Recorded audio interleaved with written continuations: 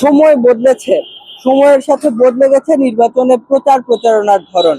আগে নির্বাচনের সময় যেমন পোস্টার ছিল, ব্যালট ছিল, আগে নির্বাচনের সময় যেমন মিছিল, মিটিং, সভা সমাবেশ হতো, এখনো তেমনই হয়।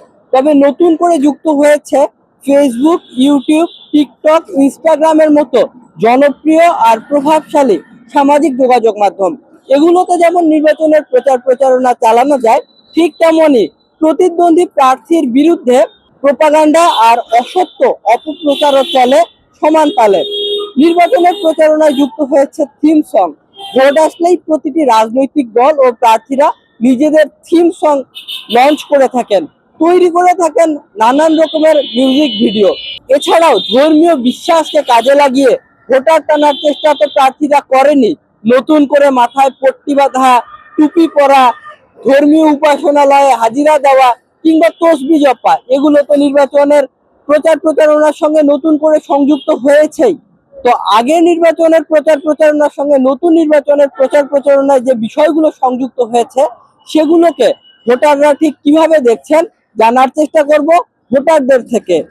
নির্বাচনী আয়োজনকে ঘিরে বিভিন্ন দল দেখা যাচ্ছে, বিভিন্ন রাজনৈতিক দলগুলো বিভিন্ন থিম সং দিচ্ছে, বিভিন্ন প্রচারণার কার্যক্রম করছে। এটার মধ্যে আগেকালে তো ছিল না যে আমাদের হচ্ছে সোশ্যাল মিডিয়া, যেটা বর্তমানে সোশ্যাল মিডিয়া অ্যাড হওয়ায় নির্বাচনী প্রচারণা একটা আলাদা মাত্রায় উঠেছে। কেননা এখন দেখা যায় যে মানুষ মানে সামনাসামনি একজন আরেকজনকে অ্যাপ্রোচ করার থেকে অনলাইনের মাধ্যমে অ্যাপ্রোচ করাটা আরো ইজি আর হচ্ছে মানে সময় সংক্ষেপণ হিসেবে দেখছি। ডিজিটাল মিডিয়াকে নির্বাচনী প্রচারণা ইনক্লুড করা এটা একটা নতুন বাস্তবতা হিসেবে আমরা দেখতে পাচ্ছি। আর এই বিষয়টি এখন যুগের সাথে সময়ের একটা ডিমান্ডও বলতে পারি আমরা এটাকে। এবং সেই দিকে লক্ষ্য রেখে প্রায় প্রতিটি রাজনৈতিক দলে তাদের নির্বাচনী থিম সং দেওয়া থেকে শুরু করে বিভিন্ন ডিজিটাল মিডিয়াতে প্রচার প্রচারণা, অপপ্রচারের মতো ব্যাপারেও আমরা দেখতে পাচ্ছি। তো এটাকে আসলে নেগেটিভ ভাবে নিয়ে উপায় নেই, কারণ আমরা এখন প্রায় অধিকাংশ মানুষই ফেসবুকে আমরা প্রায় 2 ঘন্টা থেকেও বেশি সময় কাটাই। বিশেষ এর পাশাপাশি আমরা এখন টিভি বা মেইন স্ট্রিম পেপারগুলো থেকে বাইরে এসে আমরা ফেসবুক মিডিয়ার উপরেও অনেকটা ডিপেন্ডেন্ট। বিভিন্ন ধরনের রিয়েল টাইম ইনফরমেশনের জন্য আমরা বিভিন্ন ফেসবুক মিডিয়ার উপরেও ডিপেন্ড করি।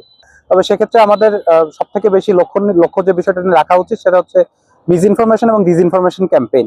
মাইকিং করে আমরা ভোট প্রার্থনা করতাম, মাইক দিয়ে আমরা লোকজনকে দাওয়াত দিতাম জনসভার জন্য, মাইকে কথাবার্তা বলতাম বা নেতা নেত্রীরা কথা বলতো, ভোটের আহ্বান জানাইতো।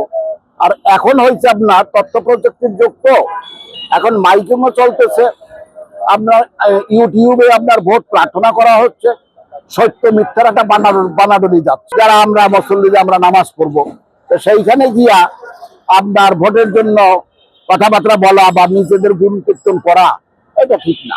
কারণ ভোট প্রার্থনা করলেই তো সেই প্রার্থীর গুণ কীর্তন করতে হবে, গুণ কীর্তন ছাড়া তো বা আর একজনের বদনাম করতে হবে, আর তার পক্ষে সাফাই গাইতে হবে, তার দলের পক্ষে সাফাই গাইতে হবে।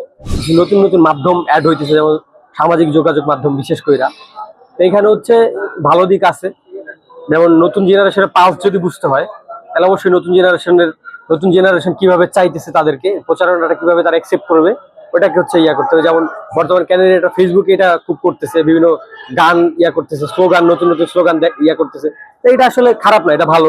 নির্বাচন হইলে বিরোধী দলের একটা গঠনমূলক সমালোচনা হইতো, বাট এখন গঠনমূলক সমালোচনার চাইতে প্রোপাগান্ডাটা বেশি হইতেছে। এটা একটা ব্যাড সাইড আমি মনে করি। যার যা মনে মাথায় আসতেছে, যখন যেটা মনে হইতেছে মিডিয়াতে জাস্ট বইলা দিতেছে। আবার কিছু বট আইডিও আছে, সব দলেরই আছে, সবারই আছে, ওরা আবার এটার খুব হাইপ উঠাই দিতেছে। তো এইটা আমার মনে হয় খারাপ। নির্বাচনের প্রচারণায় নতুন করে সংযুক্ত হওয়া মাধ্যমগুলোকে বেশ ইতিবাচক ভাবেই দেখছেন ভোটাররা। তবে এর সঙ্গে যুক্ত করেছেন সতর্কতার বাণী। প্রচার প্রচারণার ক্ষেত্রে কোনো ভোটার কিংবা প্রার্থী যদি কোনো ধরনের কোনো আইন অমান্য না করে কিংবা সমাজে অরাজকতা কিংবা বিশৃঙ্খলা তৈরি হয়, এমন কোনো কর্মকাণ্ডে যাতে সংযুক্ত না হয়, এই ব্যাপারে সকলকে সজাগ থাকার জন্য, সতর্ক থাকার জন্য আহ্বান ভোটারদের।